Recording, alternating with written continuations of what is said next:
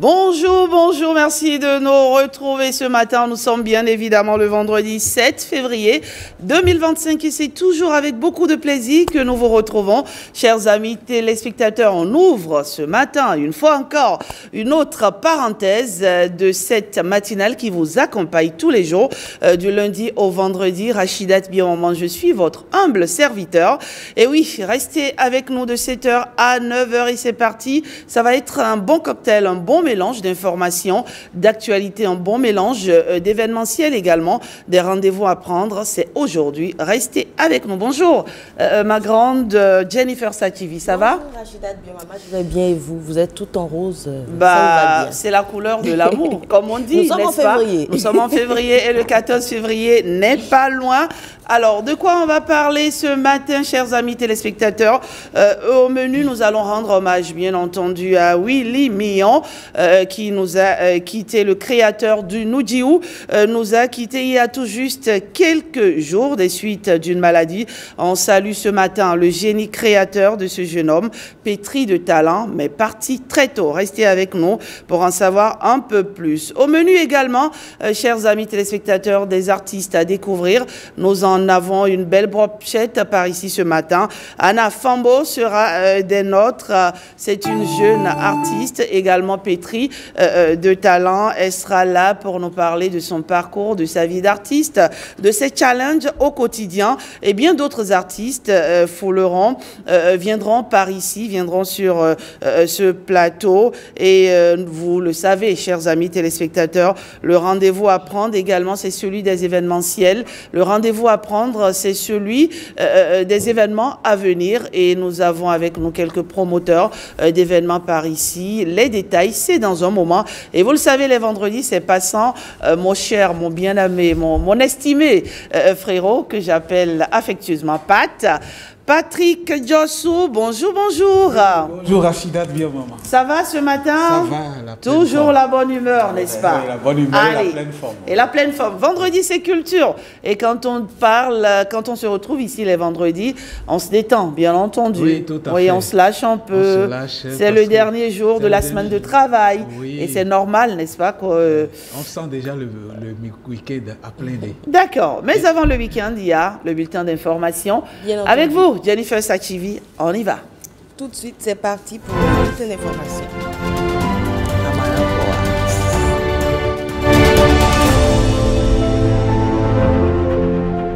Bonjour à toutes et à tous et bienvenue à ce bulletin d'information. 2026 ouvre au Bénin un tournant majeur pour les réformes politiques engagées au Bénin sur l'alternance démocratique. 2026, année d'élection générale projetée pour cette même année, le pays va élire son nouveau président. 2025, l'année préélectorale, donc, qui sera ponctuée de plusieurs actes importants. Le desk politique offre un aperçu de ce calendrier électoral et de ses enjeux. Le dossier est signé Rachidat Biamaman et Simon Villon.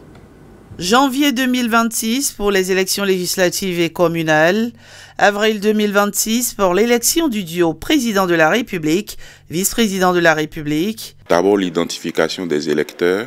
C'est pour cette raison que la loi demande à l'ANIP, 180 jours avant les législatives et communales, de communiquer à la Sénat les statistiques relatives au nombre d'électeurs.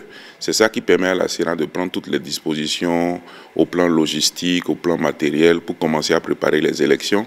La liste définitive devra être remise 60 jours avant les élections législatives en question. Ça veut dire que dès juillet 2025, il faut déjà que les statistiques soient communiquées à la Sénat. Ensuite intervient la phase de dépôt des dossiers de candidature. Dès octobre 2025, il y a déjà le dépôt des dossiers de candidature pour l'élection du duo président de la République, vice-président de la République. Ça fait à peu près 6 mois avant avril 2026. À la fin d'octobre 2025, il faut le dépôt des dossiers des candidatures aux élections communales. La loi demande que ce soit 75 jours avant le scrutin du 12 janvier. Toujours en 2025, en novembre, il faut le dépôt des dossiers de candidature pour les élections législatives. Là, la loi demande que ce soit 60 jours avant les élections législatives. Avant ça, il y a des choses à faire. Aller déposer le cautionnement, être choisi par son parti politique, rechercher les parrainages et faire tout ça pour que tout le dossier soit prêt de façon à être déposé déjà début octobre 2025.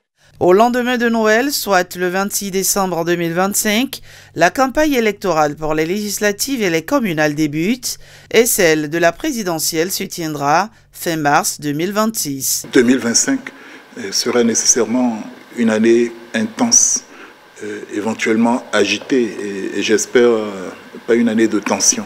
Il est normal de considérer que ça va être une année d'intenses tractations. Comment ça va se passer à l'intérieur des familles politiques? Comment est-ce qu'on va dégager ces candidats d'ailleurs? Y aura-t-il des primaires? Donc une espèce de mise en bouche en cas de pré-compétition. Et donc à l'intérieur même des partis politiques, des familles politiques, il va sans dire déjà que la compétition sera forcément vive. Pour l'instant, tout semble calme chez les politiques. Le calme avant la tempête électorale que chacun souhaite apaisante. On peut donc appeler les acteurs à beaucoup de responsabilités, mais aussi à des comportements d'éthique, puisqu'il faut éviter les attaques personnelles. Il faut que le débat démocratique soit enrichi par la contradiction des idées alternatives, pour éviter que nous n'allions à l'escalade de la violence. Si nous devons avoir des élections pacifiques et apaisées, cela dépendra du comportement des acteurs politiques, des acteurs institutionnels. Et sans cela, il n'est pas possible de créer un climat de confiance au niveau de la population. On a besoin d'électeurs qui soient rassurés que le jeu en vaut la peine, que les élections ne seront pas une farce, pour ne pas dire une mascarade.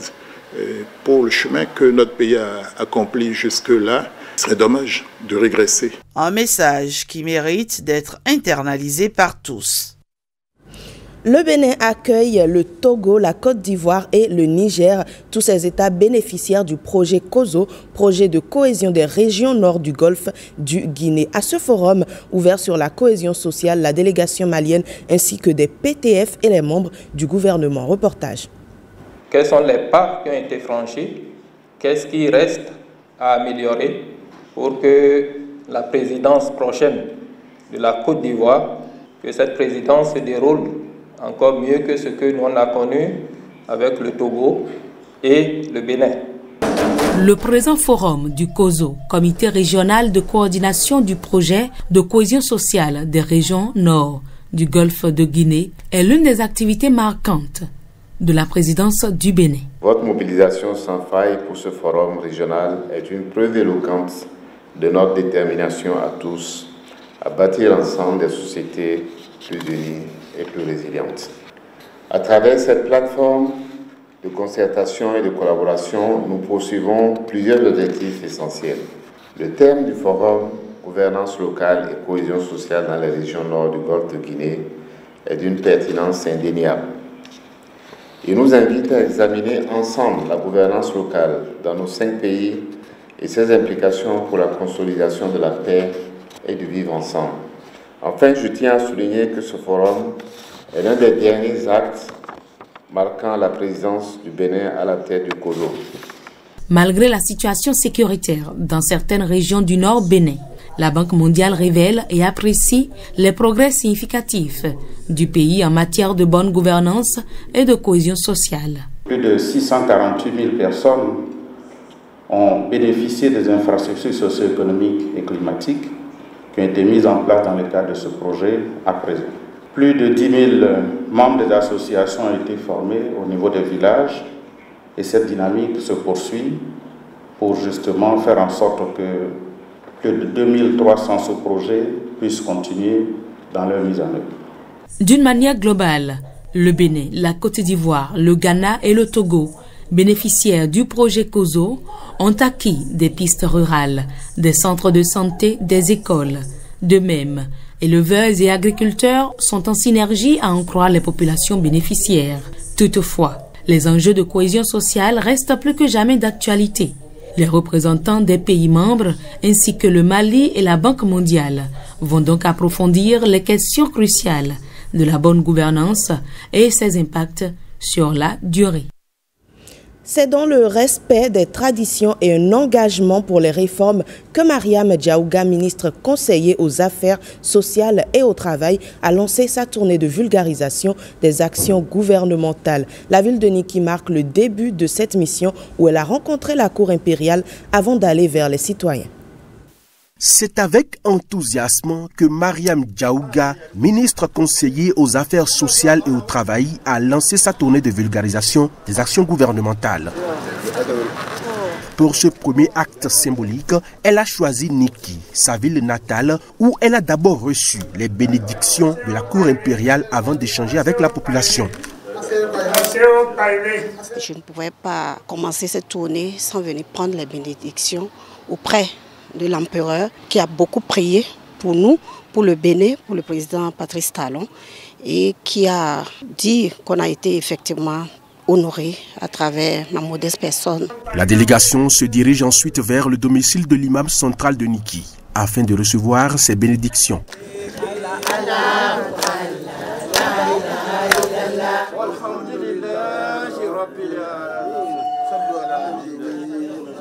À la Maison des Jeunes, elle a présenté en langue nationale bâtonneau les avancées sociales et économiques du gouvernement devant une foule enthousiaste, notamment les femmes des groupements de Niki. Si on prête 100 000, on nous prenait 120 000. Maintenant, si on prête 100 000, nous les femmes, on donne 102 000 francs. Nos enfants, filles qui sont à l'école, l'enfant ne manque plus ce qu'il va manger. Et les études évoluent pour les enfants. Avant, j'étais à la maison. Donc, comme on m'a parlé de ces prêts, je suis allée et j'ai déposé les dossiers. Ils ne m'ont rien pris. Ils m'ont dit de faire la photocopie de ma carte simple, plus 2 photos. Ça n'a pas duré. Le prêt est sorti. Donc, j'ai reçu le message dans mon portable. Je prends, je vois que c'est microfinance.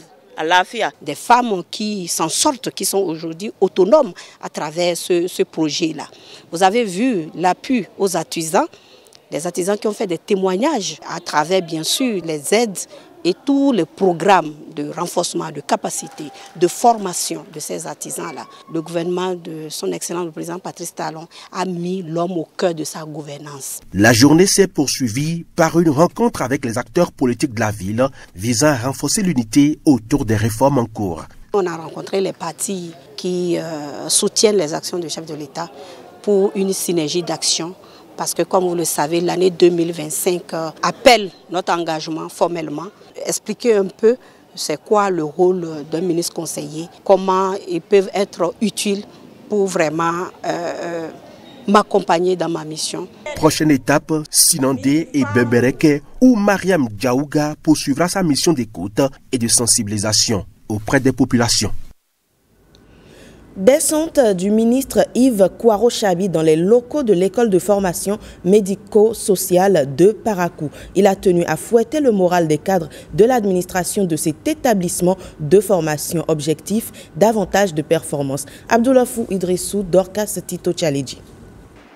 L'acquisition de moyens roulants. Une séance de reddition de comptes, un dialogue à bâton rompu entre les membres de l'administration de l'école de formation médico-sociale de Parakou et le ministre de l'enseignement technique et de la formation professionnelle. Plusieurs points sont abordés, notamment la suppression et l'introduction de nouvelles filières porteuses. Le FMS dispose actuellement de 2 spécialités, à savoir la spécialité des hygiénistes d'assainissement, la spécialité des hygiénistes de salle. Il faut préciser qu'il y a la dernière promotion des techniciens sanitaires et des assistants sociaux, niveau B. La spécialité des assistants sociaux, niveau B, a été suspendue durant l'année scolaire 2023-2024. Celle des techniciens sanitaires a connu une mutation pour devenir la spécialité des hygiénistes d'assainissement. Le FMS va briller davantage. Il va briller par des formations nouvelles dans des métiers porteurs.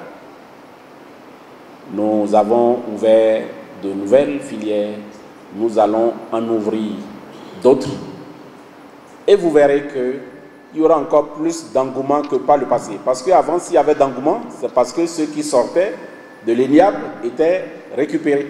Nous ferons en sorte que les métiers que nous allons ouvrir et les cohortes qui vont sortir, que personne ne reste plus à la maison parce qu'il n'a pas trouvé de l'emploi.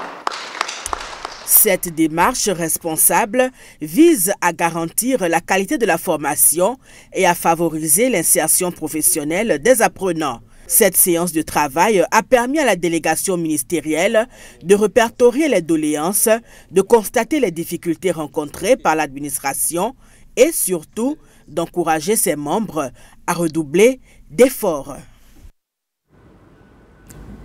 Des égouts à ciel ouvert ou des canalisations non protégées sur la chaussée, c'est à risque. Pourtant, bien de ces ouvrages étaient protégés ou couvertes. À Cotonou, le spectacle de ces ouvrages endommagés suscite quelques interrogations. Constat de Igor Ayosso et Arnaud Adadja. Cotonou, capitale économique du Bénin, en pleine chaussée, s'observe par endroits des trous pas comme les autres. Je pense que ce n'est pas trop bien, ce n'est pas trop adéquat pour la population. Ils délangent les véhicules, les gros camions et les motos aussi. Ce caniveau laissé ouvert présente beaucoup de risques. Ce sont des exutoires d'eau dotés à l'origine de couverts en acier. Normalement, on doit le protéger. Nous demandons souvent aux usagers de faire très attention parce que c'est vrai, nos rues ne sont pas éclairées comme cela devrait l'être. Et ces endroits-là ne sont pas parfois remarqués par les usagers de la voie et c'est ce qui crée les accidents. Doit-on parler d'ouvrages laissés sans protection? En tout cas, cette ouverture constatée est due à l'insouciance ou à la recherche de gains faciles de quelques personnes. Ceux qui volent ces couverts sont des ennemis de la patrie.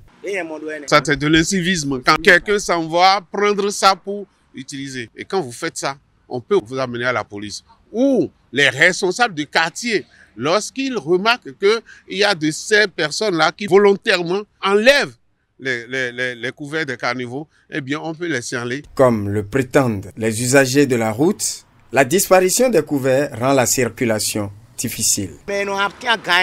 D'ailleurs, il serait bien de placer une caméra pour contrôler les destructeurs de la route.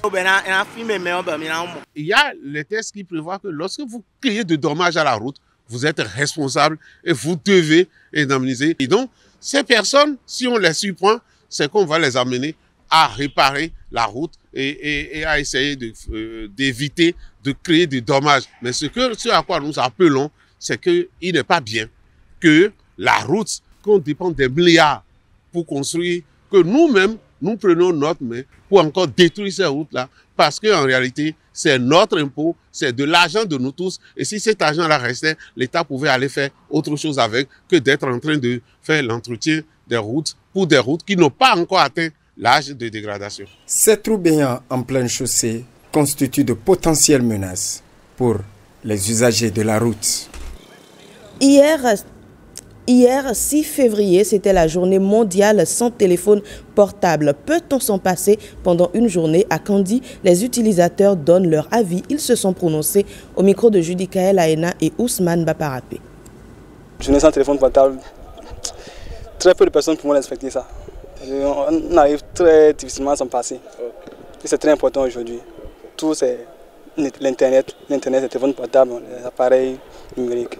Grâce à ce téléphone portable, j'arrive à communiquer avec mes parents, j'arrive à faire mes recherches. Donc, ce sera un dilemme pour moi. Ce sera vraiment un dilemme pour moi. Mais si on me l'impose, là, je n'ai pas le choix. Avec le téléphone, on suit les informations de partout dans le monde. Au quotidien, on a le fil des actualités et tout. Bon, que ça a aussi son côté financier que ça nous rapporte. Le côté financier que ça nous rapporte, c'est que ça nous génère aussi de l'argent si on sait l'utiliser. Mais je pense que ce n'est pas une bonne initiative selon moi. Parce que laisser l'outil, genre la technologie qui nous assiste, je crois que ça soit difficile. Le téléphone est devenu plus qu'un outil de communication, c'est devenu une fourniture de bureau, c'est devenu un matériel de travail bureautique et beaucoup d'autres choses. Et ça permet vraiment de faire beaucoup de choses, tellement que se passer de ça pendant toute une journée, ça peut être compliqué. Par exemple, moi, avec ce téléphone, je fais des paris sportifs. Si un jour on décide de m'arracher ce téléphone, je serai très mécontent. Journée mondiale sans téléphone portable. On s'interroge à présent sur l'usage au sein des couples. Certains ne parviennent pas à en vivre sans le téléphone portable et le verrouillent. Parfois, des partenaires exigent les mots de passe. Verrouiller son téléphone portable, les couples devraient-ils se le permettre? C'est un reportage signé Fifam et Salomé Atadeji.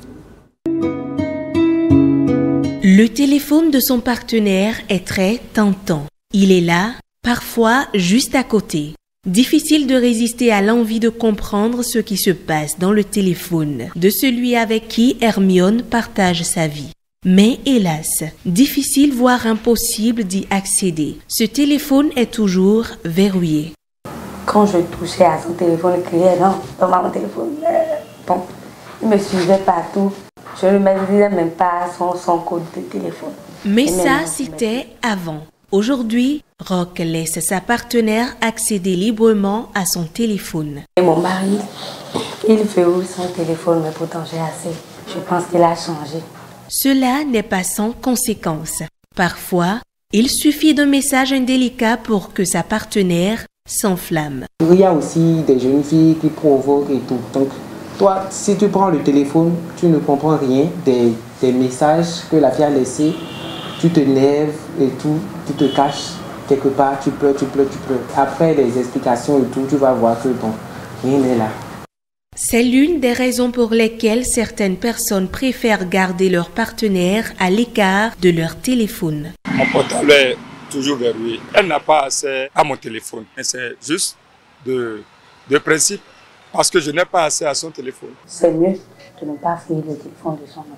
Le téléphone, c'est quelque chose de personnel pour chacun de nous. Normalement, dans le code, nul n'a le droit d'aller toucher le téléphone de l'autre.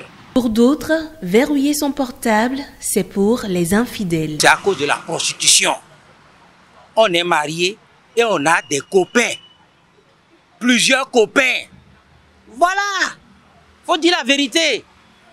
L'homme aussi, marié, a des concubines. Moi, mon portable, ma femme a accès. Tout le temps. D'ailleurs, moi-même, je lui ordonne, quand je suis dans la douche, de prendre l'appel. Ou, je suis à la plage, j'ai laissé le portable à la maison, de prendre la communication. Face à ces avis diversifiés, le conseiller matrimonial tranche. Pour lui, fouiller dans l'intimité de son amoureux n'est pas recommandé. Contrairement à ce que beaucoup de gens peuvent penser, c'est pas parce qu'on est en couple que ça veut dire que il n'y a pas parfois des choses qu'on a envie de garder pour soi. Juste parce que quoi, on n'a peut-être pas envie d'être mal compris, on n'a pas envie d'être mal interprété, ou qu'on n'a pas envie que ces choses que j'ai eu à partager avec l'autre me reviennent en surface ou me soient jetées à la figure lorsque peut-être des situations vont arriver, des situations de mésentente. Si vous voulez épier l'autre, si vous voulez suivre l'autre, si vous voulez contrôler l'autre, que vous le veuillez ou pas, vous découvrirez des choses qui vont vous rendre malaisé. Je ne dis pas ça pour pouvoir dire que dans le couple, on a le droit de vivre la vie de libertinage. Non, mais on a quand même une part qu'on veut garder et que peut-être, pas parce que c'est tendancieux, pas parce que c'est suspect, juste parce qu'on n'a pas envie de partager. La confiance n'exclut pas le contrôle. Toutefois, il semble être préférable de ne pas s'intéresser au contenu du portable de son partenaire, au risque de mettre l'avenir du couple en péril. Et c'est tout pour ce bulletin d'information que nous vous remercions d'avoir suivi. Merci Jennifer Sachivi, journée internationale sans téléphone, c'est bien cela. Vous pouvez vous en passer, vous, Jennifer? Ce sera très difficile. Très difficile. Mais si je me prépare à l'avance, voilà, que je n'ai pas de boulot peut-être. Oui, d'accord. Et toi, Patrick? Ce serait très facile. Ah bon? Toi? Tu es sûr, Patrick? Oui, il suffirait même ta myopie ne t'a donné le téléphone. Il suffirait que je me dise que j'ai perdu le téléphone et puis bon. C'est tout. Oui. Mais à un moment, c'est vrai que c'est difficile quand même. Il peut y avoir une urgence. Oui. C'est ça, c'est ce qu'on se dit. Voilà. Du coup, on se dit, si je vis sans téléphone, qu'est-ce que je vais rater, qui peut m'appeler, etc. Je ne sais pas si ça vous arrive, mais parfois quand le téléphone est en panne ou ça a un souci, on déprime. On est malade, on déprime quoi. Franchement, il faut qu'on cultive, je pense, le détachement vis-à-vis de cet outil. Dans une addiction. Oui, exactement. On ne s'en rend pas compte, mais on est addict au téléphone. Oui. Merci Jennifer Sativi, à la semaine prochaine sur 6-7 matin, bien entendu. On se retrouve un peu plus tard pour les travaux du quotidien à la rédaction. Patrick Diossou, on va aller très rapidement à la revue de titres avant de recevoir nos différents invités. Voici donc la revue des titres.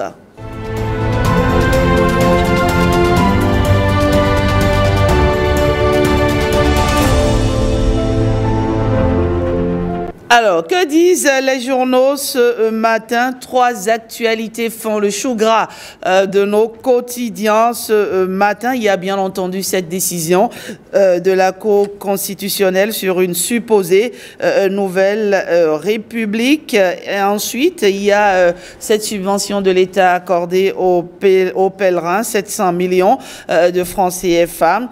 Et la nouvelle également de la nomination du nouveau directeur général de la police nationale a bien entendu intéressé nos confrères ce matin. On démarre tout de suite par le quotidien d'information, le Télégramme. Requête de l'ancien ministre Enoch Christian Laïndé. Eh bien, la Cour jette un coup d'éponge sur la supposée nouvelle République et le 3e mandat de Patrice Talon. Direction générale de la police républicaine, Soumaïla Yaya passe le flambeau à Brice Koko Aloano ce vendredi 7 février 2025. Le palmarès maintenant, polémique autour d'un probable 3e mandat pour le président de la République. La Cour casse la course au ça, s'en lave les mains. Christian Laïndé peut maintenant aller se reposer, informe le palmarès. L'affiche du jour, éligibilité du président Patrice Talon à un prochain mandat. Christian Laïndé débouté par la Cour constitutionnelle. L'autre quotidien, requête pour une nouvelle République et candidature de Patrice Talon. Le recours de Christian Laïndé, purement et simplement irrecevable. Alors, du côté de l'Indépendant, agissement et confusion politique de fin de règne, eh bien, pas de nouvelle République, pas de 3e mandat. La Cour constitutionnelle juge irrecevable la requête de Christian Laïndé. On retrouve à présent, Matin Libre, une subvention de 700 millions de francs CFA accordée aux pèlerins. Le coût de la prestation standard fixé à 3 600 000. Plusieurs innovations introduites par le gouvernement, parlant bien entendu du Hajj 2025. Le matinal à présent, Hajj 2025, 700 millions de subventions aux pèlerins, affiche en manchette le matinal. Les conditions de participation dévoilées. La délivrance des passeports démarre le 10 février 2025. Le matin, 300 millions de francs CFA de subventions par pèlerin, soit 700 millions aux pèlerins. Le Bénin ainsi...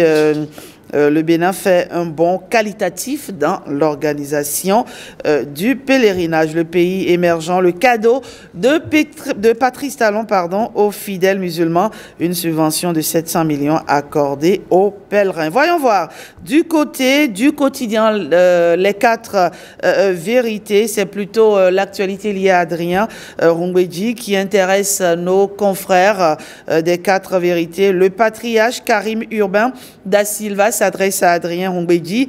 Pas toi, tais-toi, Adrien Rungweji. Voilà, c'est l'information en manchette des 4 vérités. Toujours s'agissant de cette actualité, dans la perspective des prochains scrutins, Rungweji peut-il lâcher la rampe avant 2026? S'interrogent nos confrères du Soleil Levant. Le coopérant, lui, s'intéresse donc aux propos de Wilfried Léand Rungweji sur la sortie de Maître Adrien Rungweji. C'est lui qui, parmi les tout premiers, osait publiquement affirmer la nécessité de faire des réformes d'envergure. Le porte-parole s'interroge donc sur le timing et les objectifs de cette sortie. À présent, le patrimoine, lui, s'agissant des attaques contre Adrien Ngbeji, il s'interroge quel péché le patriarche Adrien Ngbeji a commis en disant haut et fort ce que les Béninois disent bas. Voilà donc l'information en manchette du quotidien d'information Le Patrimoine. L'autre vision à présent, souveraineté et indépendance économique en Afrique. Le président de l'ASPUA, Alassane Latifou, invite l'Afrique à prendre son destin en main en renonçant aux aides des partenaires techniques et financiers. On termine avec Bénin intelligent, un choix de terrain et un choix stratégique, un nouveau cadre aux manettes de la police républicaine. Koko Brice Alowano a été promu mercredi 5 février dernier. Nouveau directeur général, celui qui remplace le général Soumaïla Yaya, admis à la retraite depuis le 1er avril 2024, est un homme de terrain et de rigueur, nous apprend Bénin Intelligent. Ce sera tout pour la revue des titres aujourd'hui. Patrick Diossou, juste rappeler que ce matin, nous parlons bien entendu dans le débat du jour de la solidarité africaine. Est-ce une valeur qui tend à disparaître de nos jours? Et vous pouvez donc interagir avec nous en répondant à la question du jour qui est celle-ci. Pensez-vous que la solidarité est une valeur qui tend à disparaître en Afrique? Nous comptons sur vous pour vos différents avis, bien entendu, sur WhatsApp, Facebook, également Twitter, n'est-ce pas, Patrick Diossou? Oui, oui. Et ce sont des avis qui comptent énormément pour le débat d'aujourd'hui. D'accord. Et nous comptons sur vous, comme d'habitude, envahissez nos différentes messageries. Nadège Sani sera là sur le forum de discussion et va relayer vos différents avis. Allez, on va écouter un peu de musique avant d'installer nos différents invités. Patrick Diossou, ça te dirait d'écouter un peu du Madi, oui, oui, ça va? Oui, ça va, oui. Oui. Tu m'as dit, oui. Oui. Et le titre de cette chanson, c'est Enana Noudé, qui veut dire ça va donner quelque chose. Hein. C'est bien cela. Bien on découvre la chanson ensemble. Regardez, c'est pour votre bonheur matinal. Madi Enana Noudé dans Patrick Diossou, c'est un message assez fort, il faut le dire. Hein. Oui. Elle nous rappelle qu'il y a des hauts et des bas. Et qu'il faut malgré tout persévérer. Ça donnera forcément quelque chose. C'est un message d'optimisme, n'est-ce pas? Un message aussi, un message d'espérance, n'est-ce pas? C'est un message de développement personnel. Il faut penser positivement. Il faut y aller, ne pas s'arrêter. Parce que c'est quand c'est dur d'avancer que les durs avancent. Voilà, c'est quand c'est dur que les durs avancent. Merci pour cette phrase forte. Allez, on y va tout de suite. Nous avons plusieurs invités ici en studio. Nous allons leur dérouler le tapis rouge comme tous les vendredis. Oui. Nos invités, ce sont comment je vais dire, c'est la prunelle de nos yeux. Sans eux, que serait cette émission? Et sans vous aussi qui nous regardez à la maison, que serait cette émission? C'est pour ça que nous vous souhaitons de passer un bon matin en notre compagnie, puisse cette journée, on va dire, être fructueuse pour chacun d'entre vous. Voici notre premier invité. On le reçoit juste après ceci. Mouta.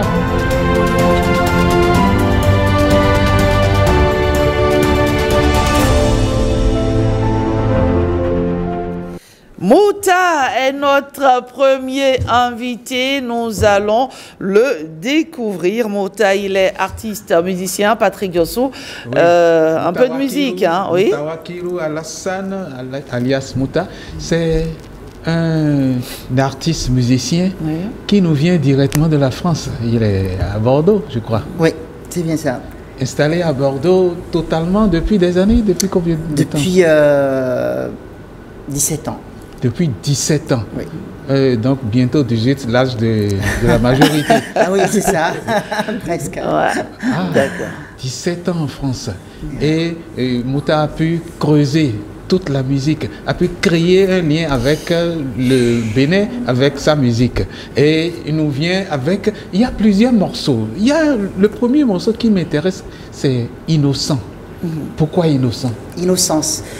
En fait, Innocence, c'est l'histoire de mon enfance que je raconte dedans. je plonge un peu à l'époque quand moi j'avais 10 ans et tout ça, et comment on vivait dans nos familles, parce que moi je venais d'une famille modeste, et maintenant que je suis père, je vois vraiment la différence entre ce que je leur donne et ce que moi j'avais, et donc voilà, Innocence c'est vraiment l'histoire de mon enfance. D'accord, allez. Et si on découvrait, on découvre Innocence, histoire de voir de quoi ça parle. Innocent, ce qui est sur Mouta n'est plus innocent. Hein. Le temps a passé, le temps a passé. On regarde. Que dois-je faire? C'est le refrain, non? Oui. Que dois-je faire? Oui. Et comment faire? Non, je n'en sais trop rien. D'accord. Bien sûr, quand on a 10 ans et qu'on voit ce qui se passe dans le monde, on se sent complètement impuissant. Et ce qui est triste, c'est que même maintenant, je me sens impuissant. Ah oui, c'est vrai. C'est pas évident en tout cas. Allez, Patrick Gosson, on découvre l'artiste. Alors, depuis combien de temps? Bon, 17 ans en France, combien de temps dans la musique? Ça a commencé comment? Moi, je suis arrivé dans la musique assez tardivement parce que, comme je vous ai dit, je viens d'une famille modeste, donc j'ai passé mon temps à faire des études. Donc moi, je suis analyste financier à la base. Et donc la musique étant une passion, ça a commencé en 2012 et ça allait très vite. Voilà, ça allait très vite. J'ai commencé à apprendre la guitare, jouer dans les bars quand j'avais le temps. Et aujourd'hui, voilà, je sens un album. Oui. Alors, il y a un autre titre. Après Innocence, il y a Idylle. Pourquoi l'idylle, c'est toujours dans cette innocence-là, ou bien l'idylle? On sent une histoire d'amour, en tout cas, à travers Idylle. Oui. Effectivement, Idylle, c'est une histoire. C'est une histoire d'amour. J'ai écrit cette chanson en vrai pour mon épouse parce que il faut comprendre dans le contexte dans lequel j'ai écrit l'album. C'est une déclaration d'amour, hein? Parce que l'album, je l'ai écrit en pleine crise Covid aussi. Ah d'accord. On était restés un peu bloqués tous les deux avec toute cette impossible de la voir. Elle était, tu te poses certaines questions, des choses qui sont finalement très basiques dans la vie et tout ça. Et donc ça donnait. Allez, suivons cette déclaration d'amour, n'est-ce pas? Idylle de Mouta. Voilà, la vie n'est pas toujours facile, mais te savoir dans ma vie me donne. Dans ma vie, je peux soulever des montagnes. Ça donne des ailes. Hein. Belle déclaration d'amour. Oh là là, on aime quand on se sent aimé de cette manière. En tout cas, merci Mouta pour cette superbe chanson, une belle déclaration d'amour. En dehors de Idylle, il y a Io, bien sûr. Il y a Io. Io, c'est en langue. Io, c'est une invention de moi. Enfin, Io, pour moi, c'est comme quand on dit oui, par exemple. Ah d'accord, voilà. C'est un cri de joie. C'est un cri de joie. C'est un rendez-vous gagné, un truc. Mais qu'est-ce que Mouta a gagné pour crier Io? on peut le savoir? Sur ce titre-là, je me lâche un peu.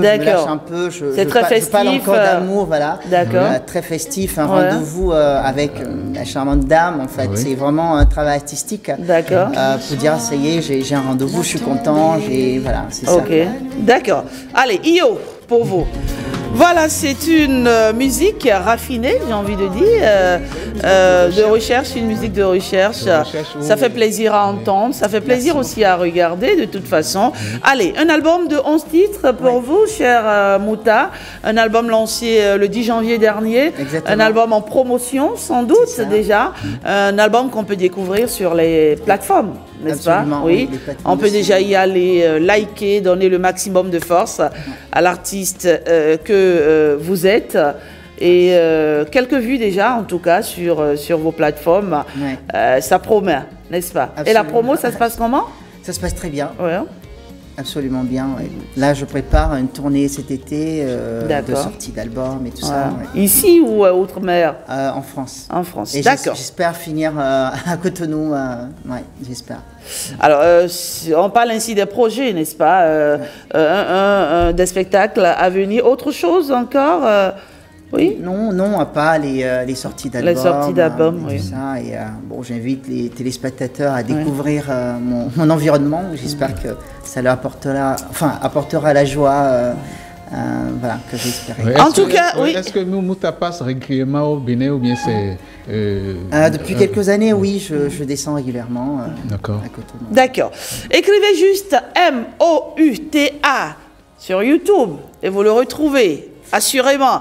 Et vous pouvez ainsi vous faire plaisir. La musique, ça fait du bien à l'âme, ça fait du bien au corps aussi, bien sûr, ça fait du bien à l'esprit. Voilà, on aime bien. Mouta, merci d'être passé sur 5 sur 7 matin et bonne promo à vous. Et on écoute encore un peu quand même, un peu du Mouta Io. Le temps pour nous d'installer notre prochain invité avec qui on va parler, Patrick Diossou, pas de la HAC, de la HAC, la Haute Autorité de l'Audiovisuel et de la Communication.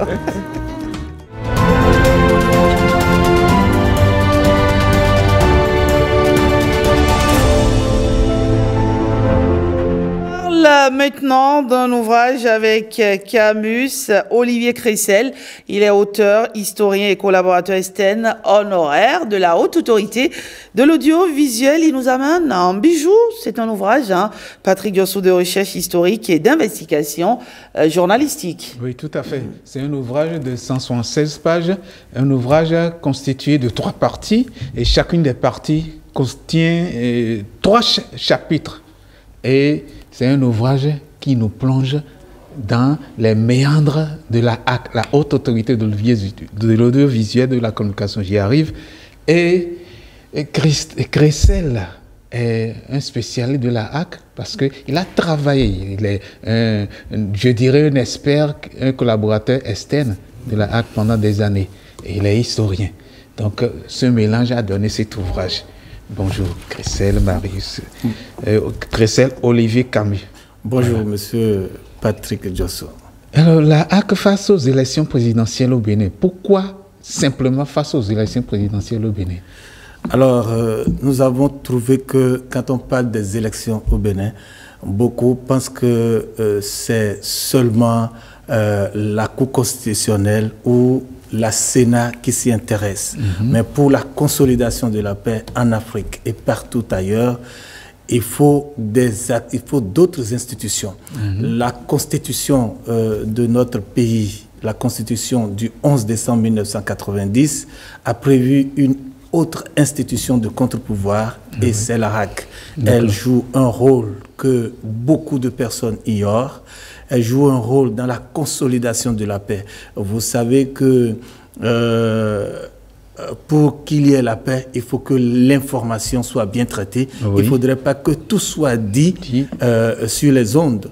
Je vous rappelle le cas du Libéria, je vous rappelle le cas de la Côte d'Ivoire et du Rwanda.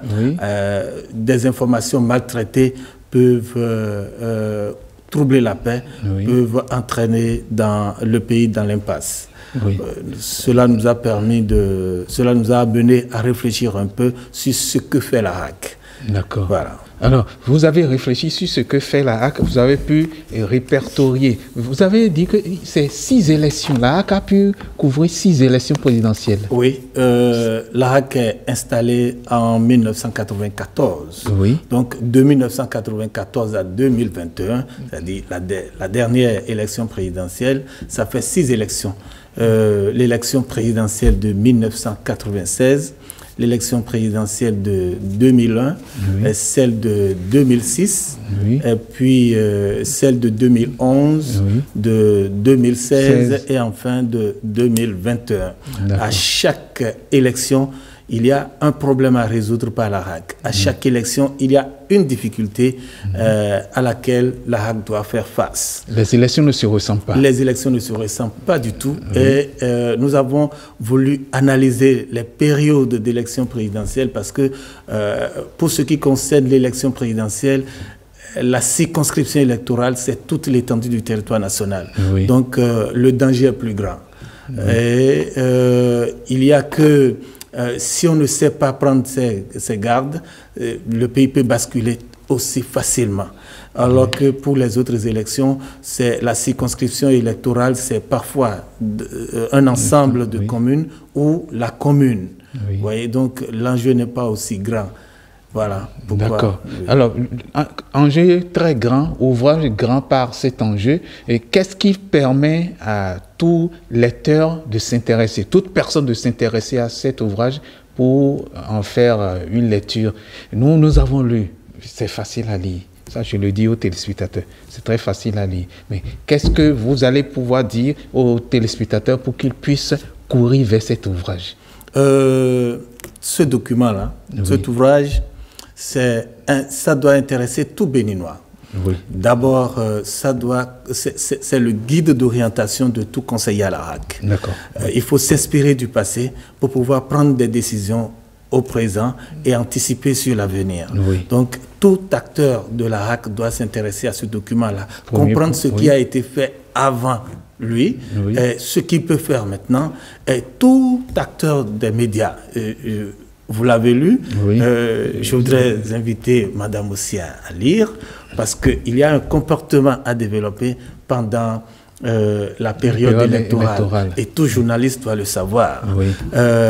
Tout membre de l'ODEM doit le savoir. Vous savez qu'entre l'ODEM et la RAC, il y a parfois de la complicité et il y a parfois des difficultés d'action. Il faut comprendre ça pour savoir poser les pas. Il faut aussi comprendre ça parce que si vous allez au travers de la loi et que la RAC ne vous rachète pas, la justice peut vous rattraper. D'accord. Donc là, il faut lire, il faut vraiment lire, et il faut comprendre le mécanisme d'action de la RAC en période ordinaire et en période sensible, c'est-à-dire en période électorale. C'est très important. Le Béninois lambda aussi peut lire, les étudiants en communication, les étudiants en histoire, tous ceux qui s'intéressent à la recherche peuvent lire ce document. Et l'ouvrage, on le trouve où déjà? L'ouvrage est partout au Bénin, dans toutes les librairies. Sonaec et autres Sonaec, Notre-Dame. D'accord. Savoir d'Afrique. Très bien. Oui, d'accord. Super. Voilà donc un ouvrage à découvrir et à lire avec passion. Absolument. Que l'on soit proche de la HAC ou très loin de la HAC, de toute façon, c'est un ouvrage pour toute personne. Ce n'est pas simplement pour les Béninois, pour toute personne qui s'intéresse à toute l'histoire qui tourne autour d'une élection, qu'elle soit présidentielle ou communale ou régionale. Toute élection, et quand c'est une haute autorité qui s'occupe de gérer l'information, la denrée sensible, il faut pouvoir courir vers cet ouvrage pour découvrir ce qui y est. Merci Patrick Diossou, merci également à vous, cher Camus Olivier Cressel. C'est moi qui vous c'est une sorte de bréviaire, non? On peut le dire, hein, cet ouvrage, oui. Oui, tout à fait. Un bréviaire pour les hommes de médias que nous sommes. Hein. C'est un ouvrage qui vient nous mettre devant nos responsabilités aussi, d'une certaine manière. Merci à vous. Vous restez avec nous. On va vous retrouver dans un moment, n'est-ce pas, sur le plateau du débat. À tout de suite donc. Juste le temps pour nous de parler un peu de sérénade, de parler un peu d'Obad avec notre prochain invité, Dave Vantiste. Il est musicien, trompettiste. Allez, entendez déjà la trompette, vous pouvez l'entonner pour nos téléspectateurs. Venez, entonnez pendant que vous venez avec nous. Et à suivre, chers amis téléspectateurs, Innocent Rlagbete, il est président de l'ONG Orasol. Avec lui, on parle d'une foire et d'un défilé à venir. Restez avec nous. Et oui, chers amis.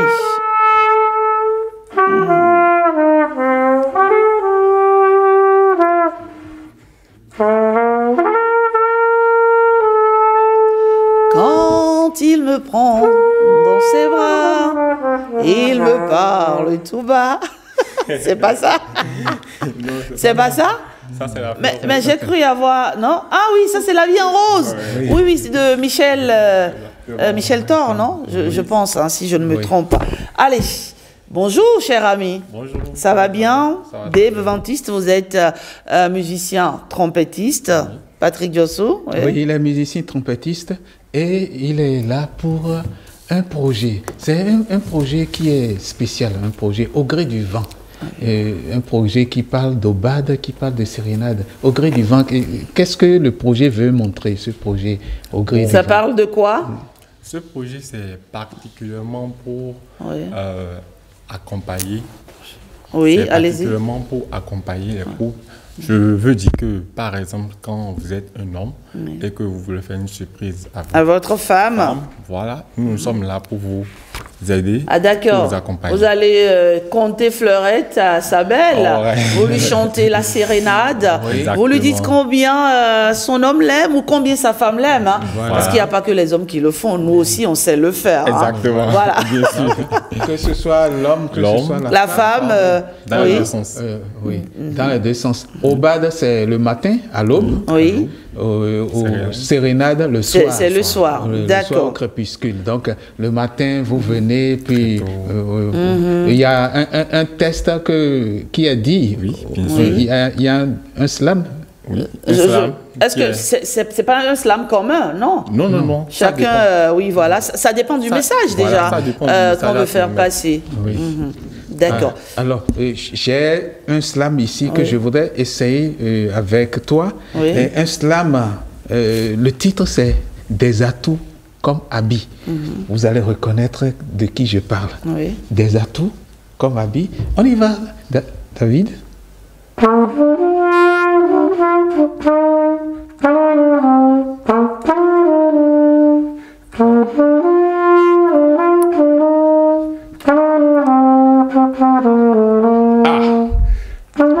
Comme aimable dès la naissance par-dessus tout.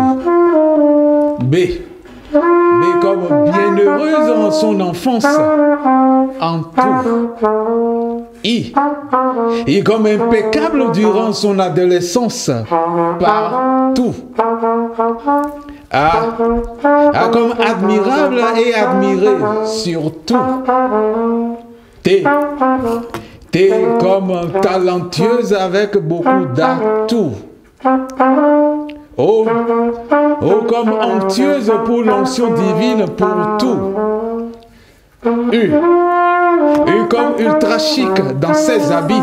Elle se prénomme Abiatou. Ah oui, ça c'est un slam dédié à la directrice de la télévision nationale. Abiatou. C'est bien pensé en tout cas, bravo, c'est un bon concept. Surtout que nous sommes dans le mois de février, ça pourrait intéresser pas mal de couples. Oh là là, ça fait tellement plaisir, ce genre d'attention, ce genre de délicatesse, ce genre de manifestation finalement, d'amour qui touche le cœur et qui renforce, on va dire, l'amour d'une certaine manière. Bravo pour cette idée, oui Patrick. Qui porte ce projet, c'est Touche à tout. Touche à tout, c'est le groupe qui porte le projet. Oui. D'accord, très bien. Ce n'est pas qui touche à tout, mais c'est touche à tout. D'accord. Bravo. Un numéro de téléphone pour ceux qui souhaiteraient, pourquoi pas, vous contacter. Allez-y rapidement, on y va. Donnez le numéro. Bon, ok. Enfin, j'ai un numéro ici, 90 03 26. Oui, 90 03. Vous ne connaissez pas le numéro ou quoi? Quelle hésitation, ça paraît bizarre.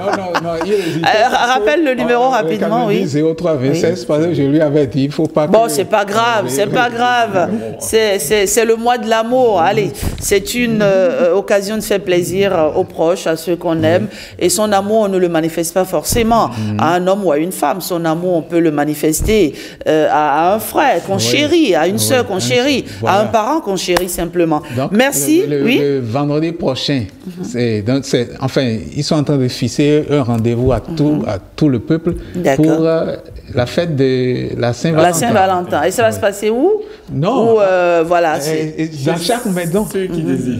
Ceux qui désirent. Voilà. Il suffit d'appeler. Merci à vous, Dave Ventiste. Avant qu'ils ne partent, il y a certainement un morceau que tu as. Oui. Parce qu'il y a une autre surprise. Oui. Patrick. La gazelle de Basila. Elle est radieuse, rayonnante et très réelle. Attirante, attrayante et attractive, c'est elle. C'est charmante et un peu charmeuse. belle. H. Honorable et honoré. Son teint ébène. Son teint d'ébène fait bien appel. I. Idyllique. Elle a une taille qui fait rappel. D. Dynamique. Sa vivacité n'est pas virtuelle. A. Affectueuse. Elle est comme l'est le miel. T. Tendre avec son homme pour aller au 7e ciel. O. Original avec elle, on peut lui ajouter originelle. U. Unique en son genre, de Basila. Voilà la gazelle, Rachida Tou. Je suis, enfin, ça me meut, hein, ça me meut. Et puis, j'ai pas envie de dire je vais rougir. Je suis noire d'ébène, donc ne me faites pas noircir plus que je ne le suis déjà. Allez, merci, c'est gentil. Allez, c'est un bon projet en tout cas, Patrick Diossou. J'ai l'impression que vous faites partie intégrante hein, de ce projet ou vous leur avez juste prêté la voix le temps de cette émission. Oui, je leur prête juste la voix. Prêter la voix, mais laissez-moi vous dire que ce rôle vous sied à merveille. Merci. Merci Dave. Et à très vite sur 5 sur 7 matin. Le débat, c'est dans quelques petites secondes. Juste après le débat, nous allons ouvrir l'autre parenthèse des invités. Nous avons le président de l'ONG Orasol qui est avec nous. Nous avons des artistes aussi qui sont avec nous. Allez, une parenthèse publicitaire avant d'ouvrir le débat.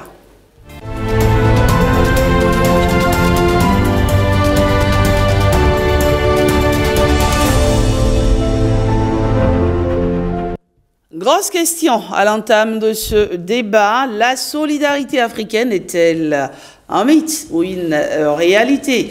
Eh bien, si c'est une réalité, existe-t-elle encore? Est-elle disparue ou est-elle dans un état, on va dire, d'évanouissement ou comateux?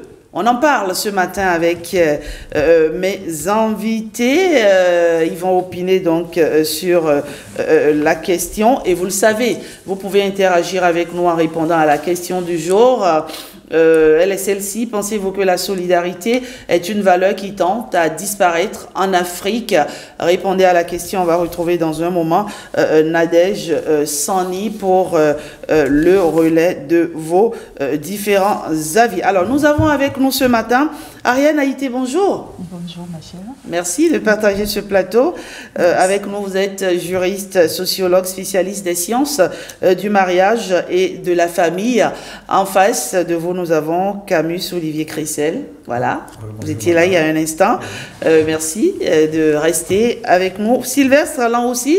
Bonjour. Bonjour, madame. Bonjour, chers confrères, j'ai envie de dire. Bonjour. Puisque vous êtes, vous, journaliste culturel. Tout à fait. Alors, la première question, elle est celle-ci, et je m'adresse à vous, Camus Olivier. Vous y croyez encore à la solidarité africaine? Oui, la solidarité existe. Tout dépend de là où on se situe. Elle n'est plus un mythe, elle n'est pas un mythe, elle est une réalité? Elle est une réalité Oui. dans les milieux les plus reculés. En ville, ça tend à disparaître complètement. Voilà, donc tout dépend de sa position. Quand vous êtes au sud, vous sentez que en réalité, il n'y a plus de solidarité. Vous évoluez un peu en profondeur du pays. Vous allez constater que c'est vrai que ce n'est pas d'envergure, mais la solidarité continue d'exister. Puisque les gens continuent de se soutenir, les gens continuent de partager les douleurs avec des amis, avec des parents, ce qui n'est pas remarquable en ville. Quand nous venons à Cotonou, par exemple, chacun s'enferme dans sa chambre, on interdit même à son enfant de... C'est-à-dire on peut être dans la même concession sans se connaître. Donc, tout dépend du milieu. D'accord. Alors, vous partagez l'avis de Camus Olivier, vous, Sylvestre? Oui. Est-ce que ça dépend des milieux? Oui, oui, en partie, même à Cotonou, même dans les milieux citadins, la solidarité a tout son nom, a tout son sens. Vous n'êtes pas sans savoir que quand quelqu'un a le bac au village, il a un grand frère, un cousin, une cousine, une tante. C'est pas rare de voir certains viennent rester auprès de leur connaissance à Cotonou, à Porto, à Calavi, pour poursuivre les études et même pour faire des formations. Donc c'est vrai que la pratique est de moins en moins en vie, même dans les milieux citadins. Elle se fragilise à mesure que le temps passe. Oui, mais ce n'est pas fini. La solidarité a tout son sens. Maintenant, à quel degré, à quelle envergure, toute la question est là. Madame Haïté, à quel degré, à quelle envergure, toute la question est là, vous pensez? Exactement. Je pense que je partage largement les avis de mes collègues ici présents. Et à quel degré, effectivement, c'est qu'il faut juste savoir que la solidarité, c'est l'expression quand même de l'humanité, d'accord, en l'être humain. Et cela se manifeste par l'entraide, l'empathie, l'amour, et des actes quand même signifiants que l'on porte, que l'on pose à l'endroit de ceux-là qui sont avec nous, autour de nous, qu'on les aime ou qu'on ne les aime pas. Ce n'est pas forcément basé sur... On peut être solidaire vis-à-vis de quelqu'un qu'on n'aime pas? Mais bien sûr. C'est justement ça l'expression de l'humanité en l'être humain. Ce n'est pas, la solidarité, en fait, elle n'est pas sélective. C'est quelque chose, en fait, c'est une vertu. C'est une valeur. C'est un principe que tout être humain doit partager. C'est comme une sorte de...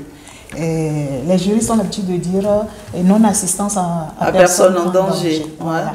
Donc c'est un peu cela. Mais ce n'est pas une obligation. C'est une obligation d'être solidaire? Oui. Morale. C'est une obligation morale et il faut forcément le faire. On va même dire que en fait, ça pourrait être érigé à une obligation juridique, d'accord? Et vu que tout à l'heure j'ai parlé de non-assistance à personne en danger. Mais au départ, à la base, c'est une disposition morale, c'est une vertu. Et il faut, en tant qu'être humain, se discipliner, d'accord?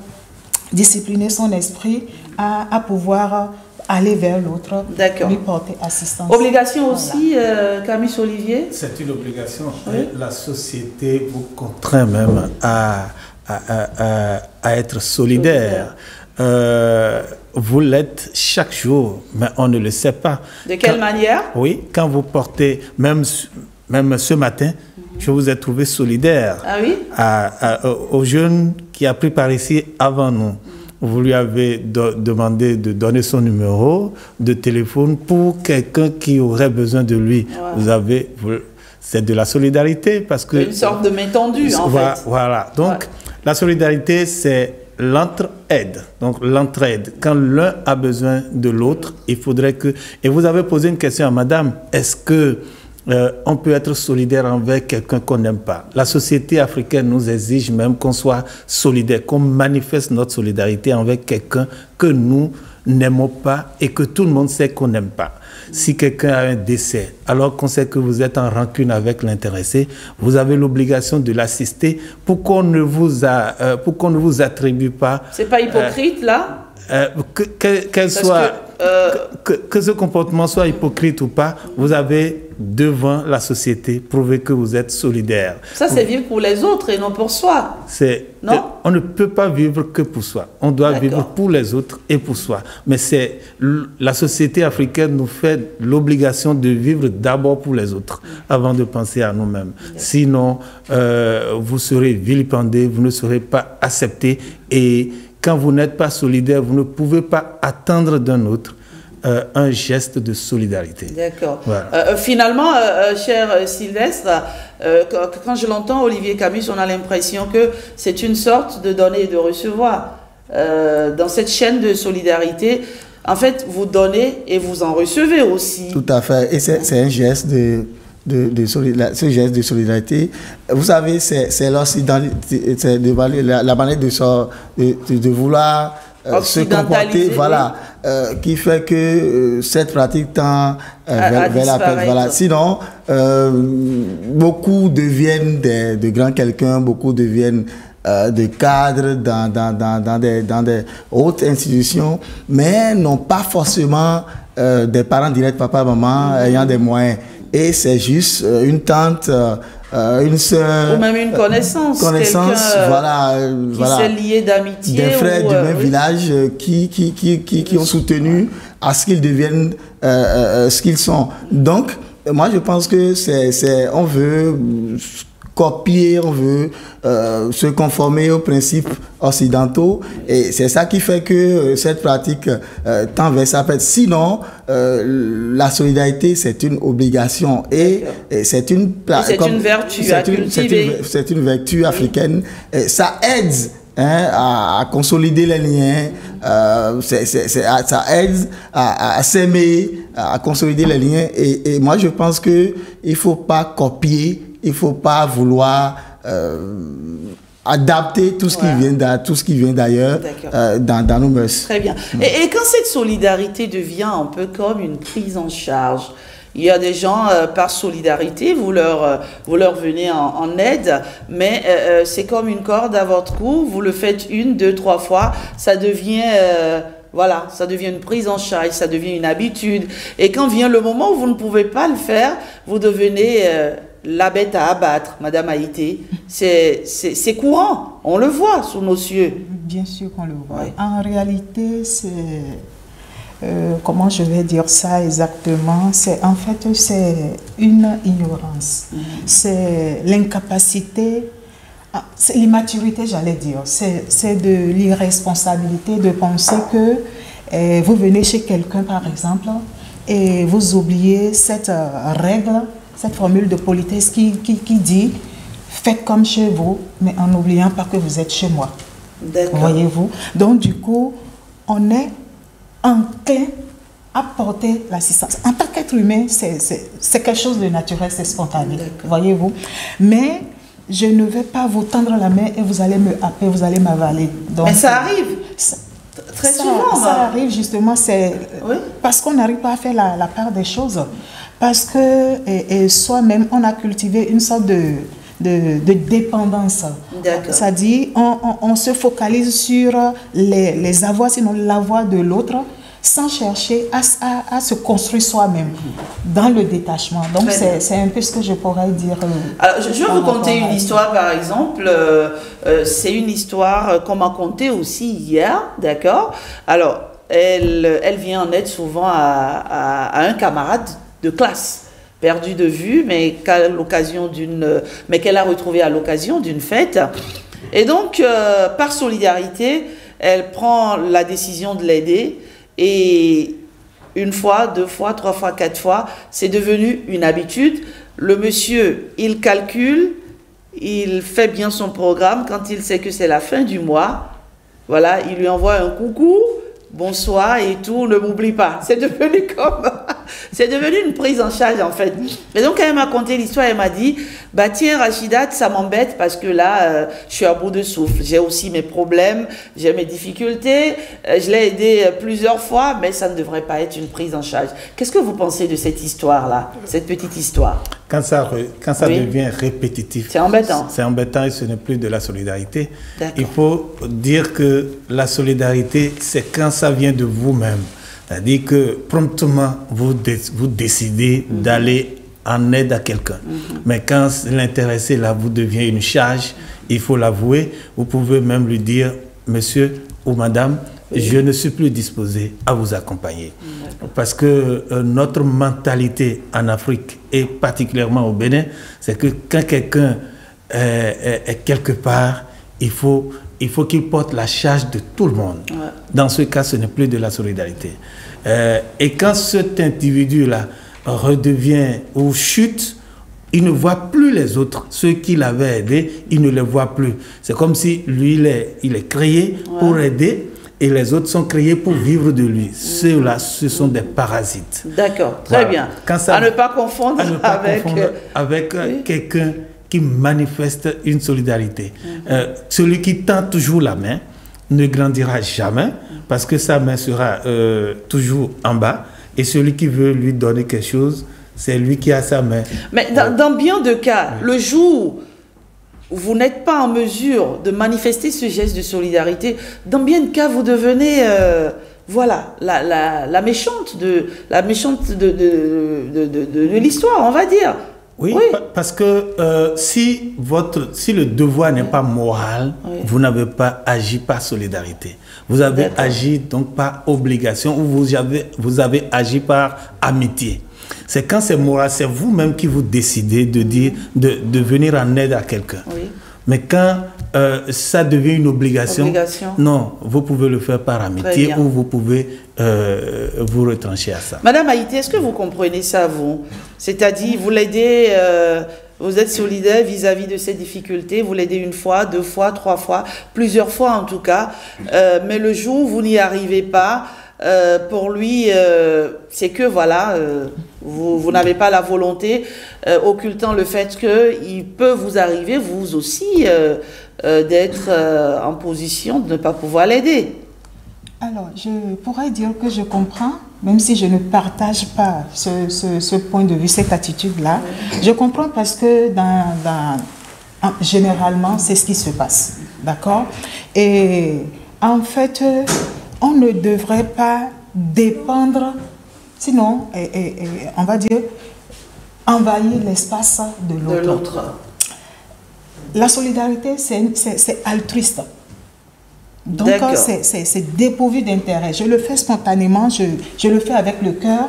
Et si j'en arrive à dire non, je ne pourrai pas, il faut que mon vis-à-vis, celui-là qui est en position de faiblesse, il doit pouvoir le comprendre. Puisse comprendre. Je peux rayonner comme le soleil. Vous n'êtes pas avec moi, chez moi, pour connaître, appréhender mes réalités. Je vous donne un autre exemple, d'accord? Quelqu'un que vous aidez tout le temps et qui vous sollicite à nouveau et vous n'êtes pas en mesure de le faire, et comme par hasard, il vient chez vous, d'accord? Et il se rend compte que vous êtes à table avec monsieur ou avec madame, il y a du bon vin à table, il y a de la bonne bouffe à table. Et du coup, quand il retourne chez lui, il va dire que ça va chez vous, tout va bien, vous... Non mais sérieux, c'est des choses qui arrivent. Tout va bien, vous mangez bien, comment ça se fait que vous lui dites qu'il n'y a pas de problème? C'est de la mauvaise foi, Qu'est-ce qu'il faut? Comment on apprécie ce type d'individu? Ça, c'est les vampires. Ah oui, c'est de mieux en mieux, de parasites à vampires. On va dire que c'est des vampires parce que je n'existe pas pour toi. D'accord. En premier lieu, j'existe pour moi. J'existe pour mon cercle privé, familial, immédiat, avant de pouvoir déteindre sur ceux qui sont environnants. En fait, je suis moi. J'ai ma famille que j'ai mis en place. Mais je fais tout pour le bien-être de ceux-là immédiatement d'abord. D'accord. Après, je pourrais l'élargir. Je peux vous dire oui, je n'ai pas. Vous venez chez moi, vous me voyez en train de boire du whisky, un bon champagne. Ça ne veut pas dire forcément que... oui. Parce que j'aime mes habitudes, j'aime mon train de vie. Mais ça, beaucoup ne le comprennent pas. Hein. Ah oui, mais je ne sais pas si vous l'avez déjà vécu, beaucoup ne le comprennent pas. Si, il faudra qu'on le comprenne, qu'on le veuille ou pas. Sinon, à force, la solidarité... Il m'a dit qu'il ne pourra pas m'aider alors qu'il vient de changer sa voiture, oubliant peut-être le fait que c'est un programme prévu d'avance. Exactement, c'est cela. Et puis, ce qu'il faut comprendre, c'est que tout le monde ne brille pas au même moment. Il faut que nos vis-à-vis sachent que... puissent le comprendre. Voilà. D'accord. Ceux-là sont passés par des épreuves, par des niveaux. Et donc, du coup, eux aussi, ils doivent pouvoir passer. Et c'est en grandissant, c'est-à-dire en étant responsable, en acquérant ces principes-là, ces valeurs-là, que eux-mêmes, ils pourront être des personnes responsables en passe de pouvoir aider d'autres personnes à un moment donné. Sinon, c'est pas possible. Ça va virer à de l'obscur, à de l'occultisme. Et puis bon, voilà quoi. Voilà. Mais est-ce que vous savez qu'il y a autour de nous des personnes qui ne sont pas du tout sont Je ne sais pas si vous en connaissez. Mais bien sûr. Il y en a qui ne sont pas du tout solidaires. Comment on les appelle? C'est une tare? C'est, je ne sais pas. Ils sont solitaires. Oui, voilà. Merci. On enlève juste le dé. Et puis, c'est que tu es solitaire. Voilà. En fait, on ne peut pas aimer, je voudrais revenir rapidement sur la question. On ne peut pas aimer son prochain plus que soi. Ce que je fais, c'est pour moi d'abord. Quand je travaille, l'argent que j'ai, c'est pour moi d'abord et pour mes besoins. D'accord. Maintenant, le bon sens souhaiterait que je puisse partager, je puisse aider. Quand je me vois obligé de t'aider, c'est parce que tu es dans une situation compliquée. Et là, c'est un devoir moral, comme l'a dit Madame Haïté. Maintenant, cela vous n'êtes pas sans savoir que beaucoup ont aidé des gens, beaucoup ont fait venir leurs sœurs du village, et pas fini. Ils sont devenus des poisons dans leur vie. Ont pris leur mari. Moi, je pense qu'il y en a, vous connaissez beaucoup d'exemples. D'autres ont fait venir leurs frères du village. Après, c'est pour gâter c'est pour leur créer des ennuis au travail. Alors, il faut aider, il faut être solidaire, mais il faut savoir raison garder. Il faut être vigilant dans tout ça. Il faut savoir les priorités. Je veux aider, mais quand je n'ai pas de chaussures, je ne peux pas t'en acheter. Voilà. D'accord. Donc, on ne peut pas aimer son prochain vis-à-vis de soi. Mais la solidarité en elle-même n'est pas mauvaise. D'accord. C'est une vertu à conserver à tout prix. Voyons voir du côté de nos internautes ce qu'ils pensent de ce sujet. Et nous leur avons posé cette question. Pensez-vous que la solidarité est une valeur qui tente à disparaître en Afrique? On va recueillir leurs différents avis avec Nadège Sani qui va nous rejoindre dans un moment, et surtout restez avec nous, n'oubliez pas, nous avons encore pas mal d'invités à recevoir dans un moment, et vous êtes bien entendu sur votre matinale 5-6-7 matin, c'est tous les lundis à partir de 7h, lundi, mardi, mercredi, jeudi et vendredi. Allez, à présent, les avis des internautes. On retiendra qu'il faut être solidaire et non solitaire. Voilà, Nadège Sani, venez nous rejoindre, s'il vous plaît. On va voir si les avis de nos internautes sont... converge avec les nôtres, on verra bien. Bonjour Nadège. Bonjour à vous Rachidat. Comment ça va ce matin? Je me porte très bien. D'accord, allez. On recueille les avis. Asseyez-vous Nadège. Bien sûr. Bien sûr, oui. D'après l'opinion largement partagée par nos amis internautes, la solidarité africaine semble bel et bien en voie de disparition. Don Wezi nous a laissé ce commentaire. Je ne pense pas que la solidarité va disparaître en Afrique. C'est une valeur profondément ancrée dans de nombreuses cultures africaines, et de nombreuses communautés continuent de la valoriser et de la pratiquer au quotidien. Deo Romeo pense que nos parents d'autrefois accordaient plus d'importance à l'humain qu'au matériel. L'hospitalité était une vertu et faisait partie du quotidien de tous sans distinction. Ils savaient s'entraider et être frères malgré leurs maigres moyens et différences. Aujourd'hui, la concurrence bat son plein. Chacun fait face à son destin, et tant mieux s'il arrive à tirer son épingle du jeu. Fousseni Agbede partage cet avis. Selon lui, la solidarité a déserté le forum, car de nos jours, c'est chacun pour soi et Dieu pour tous. Vince Akave affirme que la solidarité, autrefois une valeur essentielle des communautés africaines, est aujourd'hui en déclin, surtout dans les zones urbaines où règne l'individualisme. Cependant, il souligne que dans les villages, certaines personnes s'efforcent à conserver cette valeur. Landry Senior estime que l'intérêt personnel ou l'esprit capitaliste dirige aujourd'hui le monde. Il poursuit en disant: c'est moi qui vais l'aider maintenant et il va se retourner contre moi. Assez d'interrogations qui fragilisent donc les liens sociaux. Thierry Agnambossou pense que la solidarité va disparaître parce que les êtres humains n'ont plus la crainte de Dieu. Il souligne également que le fait que certaines personnes sont affectées négativement par les comportements des autres contribue à fragiliser la disparition, contribue à la disparition de la solidarité. Patou Trading, pour finir, dit ceci: la solidarité en Afrique est toujours présente, mais elle est mise à l'épreuve de l'urbanisation et des inégalités croissantes. La solidarité a diminué de valeur par rapport aux temps anciens. Allez, voilà qui dit tout. En tout cas, je pense que nos avis convergent. Hein, voilà, nos avis convergent. Il faut aider les autres. Il faut soutenir les autres dans leur, on va dire, moment difficile. Mais ce soutien ne doit pas être une prise en charge. Non. Allez, un problème pour vous, n'est-ce pas? Oui. Allez, le temps passe très vite par ici, sur 5 sur 7 matin.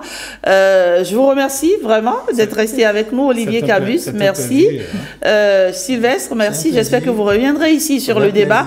On a souvent besoin de personnes ressources et vous savez combien c'est pas aisé de l'avoir puisque vous êtes aussi du métier. Merci donc à vous. Madame Haïté, merci. Un mot de la fin rapidement, oui. Oui. Je dirais tout simplement que cette vertu-là, il faut forcément qu'on continue de la cultiver parce que qui vit isolé, vit désolé. Et c'est vrai que face aux conséquences, au revers de cette manifestation de la solidarité, l'homme est devenu sélectif par rapport à sa générosité vis-à-vis de son on a entourage. Parfois bien envie de le faire, mais quand on se retient. On écoute cette petite voix à l'intérieur qui dit non, ne fais pas. Bon, on va inviter également ceux-là qui deviennent parasitaires, ceux-là qui deviennent des vampires à revoir ce comportement-là, histoire que la vie puisse bien se passer. Voilà. Merci beaucoup, Nadège Sani. Soyons toujours solidaires. Toujours, n'est-ce pas? Malgré les mauvaises expériences, je pense qu'il faudrait qu'on continue d'être solidaires envers les autres, les uns envers les autres. Merci Nadège, on va se dire à jeudi prochain, jeudi, vendredi, n'est-ce pas? Toujours sur 5 sur 7 matin qui se poursuit. À présent, nous allons parler d'un événement qui se tiendra, mais merci à vous, d'un événement qui se tiendra du 12 au 16 février, ça va se passer à Porto Novo. Voici mon prochain invité. On l'installe juste après ceci.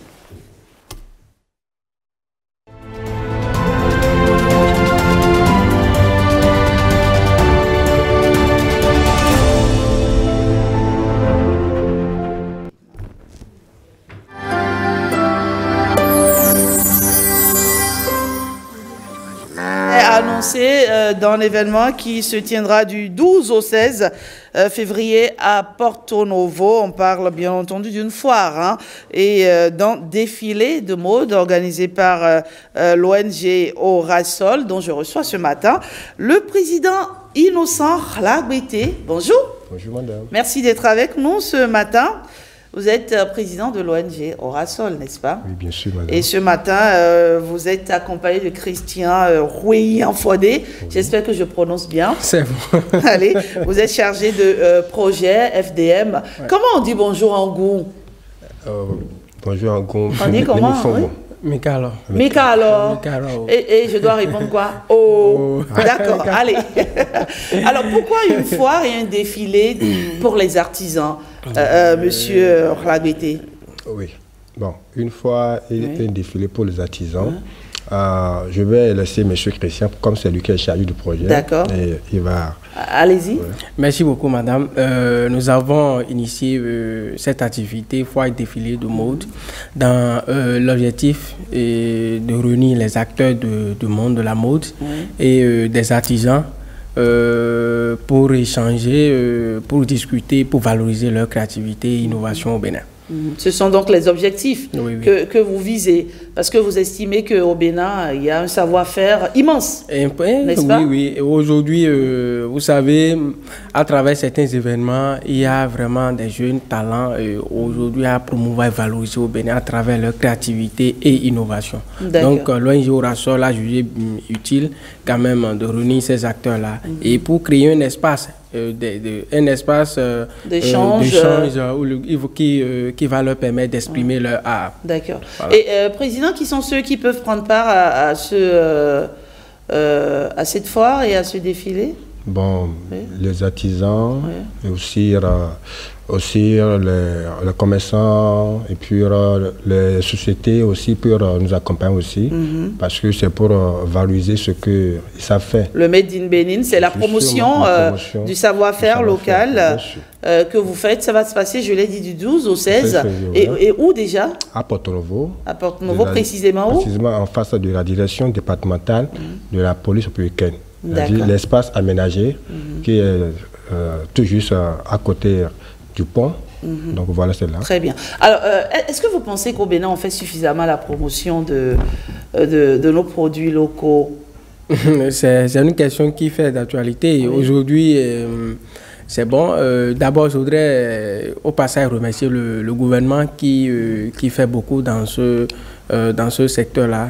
Et pour la promotion des produits locaux, c'est bien, c'est pas du tout facile. Aujourd'hui, on préfère consommer ce qui vient d'ailleurs que ce que nous-mêmes nous produisons. Donc, c'est pas pour autant qu'il faut baisser les bras, c'est pas pour autant qu'il faut baisser les bras. Et je pense que ces genres d'initiatives vont permettre quand même de continuer à sensibiliser les Béninois et à reconnaître que si nous ne consommons pas ce que nous produisons, c'est pas d'autres personnes qui viendront le faire à notre place. En consommant, on permet aussi à nos artisans de produire de la richesse. De produire de la richesse et de prendre en charge également leurs familles respectives. Parce que quand vous êtes producteur ou bien quand vous êtes artisan et vous êtes dans un domaine donné et que vous faites de la production qui n'est pas consommée, vous ne pouvez pas et bien entendu satisfaire les besoins de votre famille. Et au sein de votre ONG, vous collaborez essentiellement avec les artisans? Oui, bien sûr. C'est votre seul centre d'intérêt? Oui, je peux dire ça parce que moi-même, je suis artisan. D'ailleurs. Donc, ce que l'ONG fait, nous travaillons uniquement avec les artisans. Dans quel secteur, vous? Dans tous les secteurs artisanaux, parce que déjà, vous savez que le secteur est trop vaste. Donc, nous renforçons les capacités des artisans. Nous sommes basés dans la formation, le renforcement des capacités. Et aussi, nous plaçons aussi des enfants démunis en apprentissage, parce que déjà, donc voilà nos activités. Et donc, tout ça, c'est du bénévolat que vous faites. Et c'est d'ailleurs pour ça que nous vous soutenons ce matin. Alors, si on vient à la foire, qu'est-ce qu'on trouve à la foire? On va trouver quoi? Un peu de tout, parce que les gens viendront c'est-à-dire dans les diverses communes, parce que même on a, c'est-à-dire au cours de nos parcours, on a parcouru beaucoup de communes. Donc les gens viendront de Sarre-Fiobé, qui est d'ailleurs chez moi. Donc on aura beaucoup de choses à valoriser le jour-là. Merci beaucoup. Alors, un appel à lancer.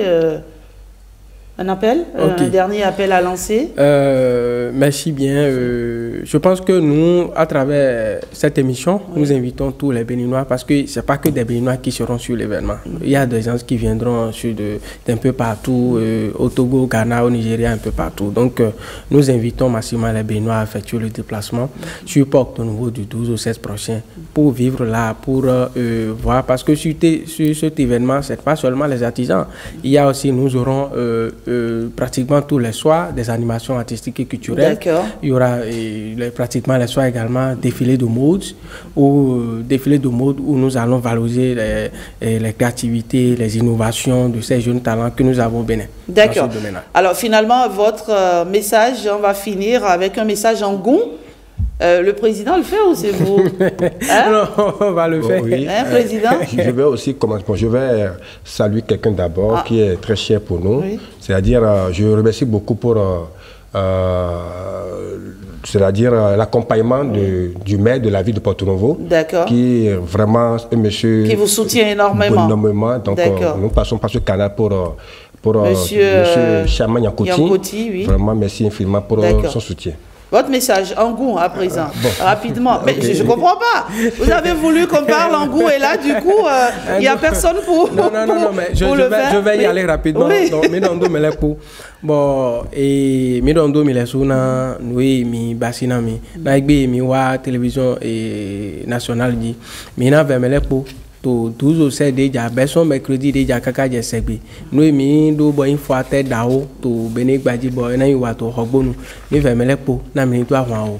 To jere me ni do mi gbe to mele ba ni do me din na lui standé ton là ya il y a mi na to po de na jogbon donc mi vemele po na yin do àwọn wa hogbonu mais to mi pon to dire mele il y a mi na to po de na jogbon nu da ho juro jo boy mai bene chowe bene vile chowe juro pon be to ran do hun bo ran to togo do boy ko to bi bayi na me de pe ni mano ko do blo na mi doze. D'accord. Merci beaucoup. Allez, merci beaucoup. Bonne journée. Un peu de musique, même pas un peu, on va dire beaucoup de musique hein, pour mettre fin à cette émission. Nous avons deux charmantes artistes qui sont des nôtres aujourd'hui. Elles sont pétries de talent, elles sont belles et leur musique est en délice, tout simplement. Allez, on va les découvrir dans un instant. Mais avant, je vous invite à écouter cette superbe chanson de l'artiste Willy Millon, à qui nous allons rendre un hommage avec Patrick Diosso. Willy Millon dans cette chanson, Joe Edo. Willy Millon qui nous a quittés il y a seulement quelques jours. Salut l'artiste, comme on dit un artiste, il ne meurt jamais. Il continue toujours de vivre à travers ses œuvres que voici. Willy Millon, créateur du Nujiu. Patrick Diosso, il nous a quittés il y a quelques jours, oui. Alors, originaire de Savalo, Willy Millon, né le 29 avril 1986 au Bénin, dans la ville de Parakou. Ouais. Il est né à Parakou, il est originaire de Savalo. Mais il a grandi à Ouida.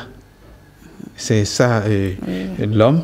Il a grandi à Ouida et puis à Ouida, il a été responsable, il a été membre et puis responsable d'orchestre. Il est resté à Ouida, bassiste, et il touche à presque tous les instruments.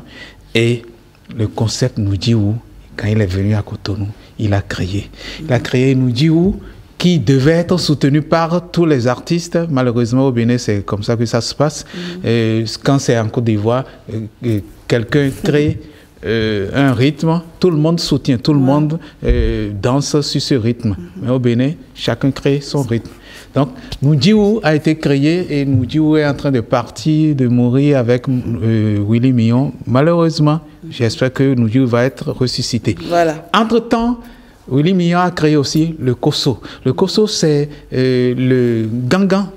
Le tambour d'aisselle, le talking drum, utilisé pour un rythme. Nous, on parle de 6-8.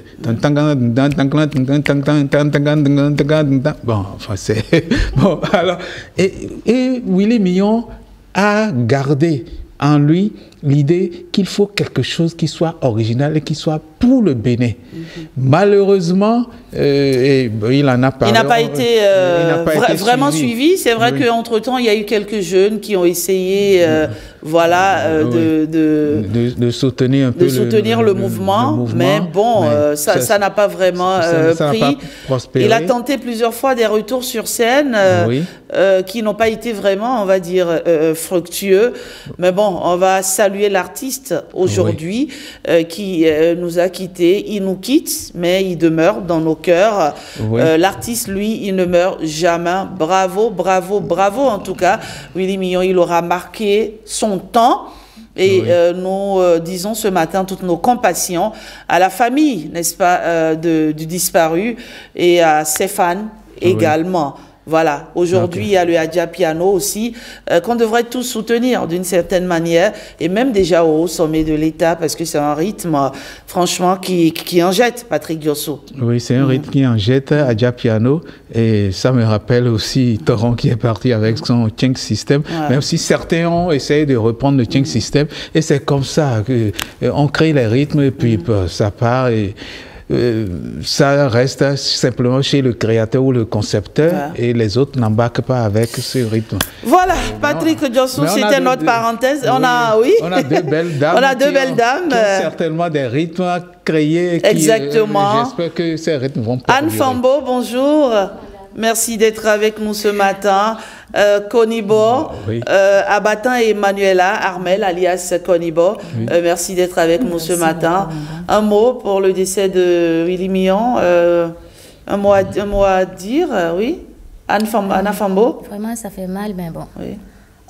C'est le showbiz du Bénin. On n'a pas le choix, on doit accepter. On dit souvent, il va vivre et puis après, il meurt. Donc, paix à son âme. C'est dans le cycle normal de la vie. Et vous, Konibo? Oui, je crois ma soeur a déjà tout dit. Oui. Tout ce que je peux dire là, c'est salut l'artiste. Salut l'artiste. Allez, Anna Fambo, à l'état civil, Anne-Marie Fambo, n'est-ce pas? Oui. Et votre nom d'artiste, c'est Anna Fambo, la voix bénie. Oui. La voix bénie.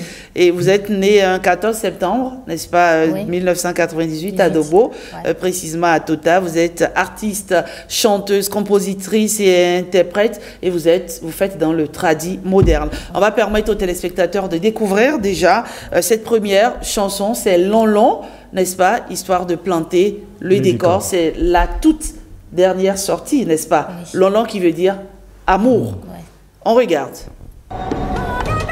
Lonlon, Anna Fambo, c'est une chanson qui parle d'amour, n'est-ce pas? C'est une déclaration d'amour pour quelqu'un ou Non, bon. C'est quoi?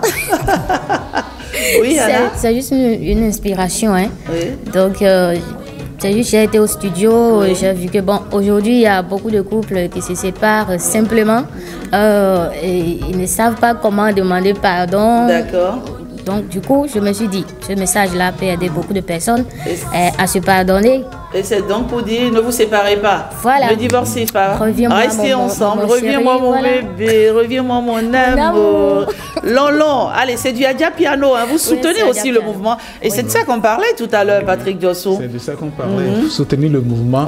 Faire de telle manière que l'on puisse sentir que tel rythme est accompagné par tout le monde. Exactement. Et comme le Gogon a été accompagné, le Adja Piano aussi a accompagné. Merci à Anna Fambo. Anna Fambo. Et il faut dire qu'elle a surtout été révélée grâce à une chanson. Une chanson que beaucoup connaissent du bout des lèvres, c'est Dodo Kento. Dodo Kento, là, ça veut dire quoi? C'est genre tout ce que les ennemis organisent contre nous iront en vain. Elle a échoué. Ils vont échouer. Dans. Allez, Dodo Kento, regardez, avec la complicité de Timothée Ronton à la réalisation. Voilà, Dodo Kento de l'artiste Anna Fambo. On sent qu'entre-temps, il y a eu du temps quand même en tout cas. Hein. Cette chanson date de, on va dire quoi, 7-8 ans 7-8 ans déjà, voilà. Mais le temps a passé. Aujourd'hui, Anna a combien d'albums? 3 albums, d'accord. Il y en a un qui se prépare, non? Oui. Il y a un nouvel album bientôt. Et vous, Konibo? Konibo, vous êtes né à Azor, au lycée, n'est-ce pas? C'est dans la vallée de l'Ouémé. Et vous avez fait votre entrée, on va dire, dans l'arène musicale du Bénin, précisément le 16 août 2010. C'est une date clé que vous n'oubliez pas. Vraiment. Et depuis, ça ne s'est pas arrêté. Ça fait 15 ans donc que vous êtes dans la musique. Konibo, mais depuis que vous y êtes, comment ça se passe? Oui, on rend grâce à Dieu pour tout ce qu'il fait dans nos vies. Oui. Et il a commencé avec nous, il est toujours avec nous et il est toujours là. D'accord. Alors vous êtes une artiste multi-talent et ce matin vous nous offrez une chanson, Momo, c'est le titre. Momo, c'est pour dire quoi? Momo, c'est une chanson d'action de grâce, c'est une chanson pour dire merci à l'éternel Dieu. Chaque fois quand Dieu nous donne le souffle de vie, c'est un Momo qu'il nous fait. Ah d'accord, ah mais c'est beau ça. Regardez donc le Momo de Dieu ce matin. C'est votre Momo ça ce matin. Allez, c'est signé Konibo, Momo. Voilà, Konibo. Konibo qui veut dire ça ne va pas tomber. Alors, Momo est sorti quand Momo est sorti il y a de cela 2 ans. 2 ans déjà, d'accord. Et après Momo, il y a eu pas mal de chansons. Combien d'albums pour vous déjà, Konibo? Ça fait déjà 5 albums. 5 albums, waouh. Le temps, il passe très vite en tout cas. Nous avons choisi de vous montrer Momo ce matin. Et en dehors de Momo, on a choisi aussi Adjivi, qui parle d'enfants. Une belle chanson, en tout cas, dans laquelle vous sensibilisez, c'est bien cela. Dites-nous. Oui. Adjivi, c'est une chanson pour sensibiliser vraiment et pour demander à Dieu également, quand il nous donne des enfants, de nous donner aussi les moyens pour nous occuper de ces enfants. Parce qu'il y a beaucoup d'enfants qui souffrent dans le monde entier aujourd'hui. Très bien. On ne va pas en dire plus, on va regarder Adjivi de Konibo. Konibo.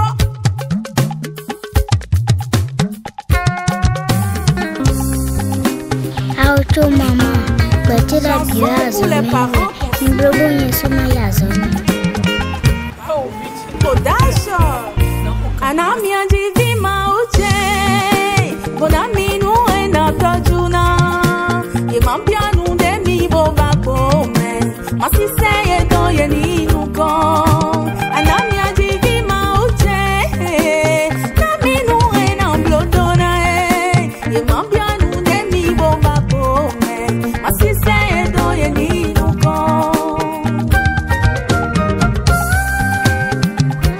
Corneille abattant, Paul Messon, il y a Didi Vermide. Il y a des enfants qui souffrent, rien que par faute de moyens. Finez les doya diwebe. Anami Adjivi, on y va le refrain. Anami Adjivi, Anami Adjivi, Mautene, Bonami nou e matojuna. Ye mambia nou de mi bobakbo me. Masi seye do ye ni nou. Oh, c'est fort parce que nos enfants, on a juste envie de tout leur donner et que rien ne leur manque. Ouais. Ma chère Konibo, des projets. Oui, j'ai beaucoup de projets cette année 2025. Oui. Mais je mets tout dans la main de Dieu. Oui, d'accord. Il nous aide. Un nouvel album aussi, vous? Un nouvel album, oui, vers la fin de l'année. Vers la fin de l'année, oui. D'accord. Et vous, Anna Fambo, c'est pour quand le nouvel album? Non, je n'ai pas encore fixé la date. D'accord. Ça, bientôt quand même. Mais il y a déjà... ça va faire combien de titres à peu près? Au plus 6. 6 titres, ouais. D'accord. Et on va parler aussi d'amour, comme d'habitude, n'est-ce pas? Allez, bravo à vous, mesdames. Vous faites honneur, on va dire, à la gente féminine. C'est vrai que dans ce milieu, il n'y a pas beaucoup. Il n'y a pas beaucoup de femmes en tout cas. Et quand elles y sont, c'est pas difficile. C'est pas facile aussi d'y rester. Il y a tellement de revers que vous essuyez, n'est-ce pas? Anna Fambo, on vous donne la possibilité de dire un mot à l'endroit de vos fans qui vous regardent. Je salue tous mes fans. Qui ont donc Benomi. Je dois aller dans ma langue, quoi. Oui, vas-y. Qui ont donc Benomi. Mio via Anna Fambo, Toto télé nationale dit. Ils m'ont to kukude de me omi poto yagbe gogo alo no mi poto abo chuchuchu ndada yo chuchuchu dada me yina pomo ayin kole I ajojinomi do ndimo ajajulo keke oyena so yinko donc akpenomi keke après Konibo et vous en langue aussi era jera mi ba ndondo mele po ndondo beyin wana Konibo le po patapata mere fumbo to alogona mi wele po le ndondo me podo alogora ma okpe yeni fumbo gbeto ki gora mi bo ma o mi to na dona. On va se quitter maintenant sur faites-nous une impro et on va se quitter entre vous deux là rapidement. Improvisez-nous quelque chose là rapidement. Yesu mi o mi le nuti maudeu mi asingwa wio mi afishito ino gone komeo nkoye mi o mi le alo dele no ti wondo te go mawi et c'est fini. Et c'est fini. Continue. Et c'est fini. Allez, à la semaine prochaine.